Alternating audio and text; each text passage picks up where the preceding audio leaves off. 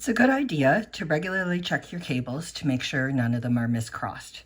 If you follow any cable along, you should see that it goes over one cable and under the next one, over one, under, over, under.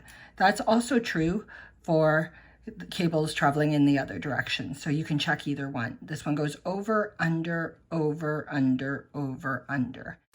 You can see that I have a mistake here. I have this blue cable that's crossed over 3 other cables. At this crossing, the blue should have crossed under the gray cable. I'll show you how to fix that in the Fixing Mistakes video.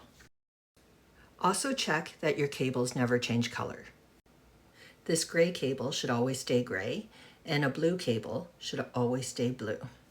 The cable should stay the same color even when it hits the edge and changes direction. I have a mistake here in my work. This gray cable has turned blue.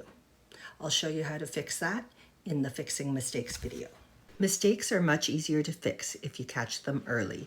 Check your work often.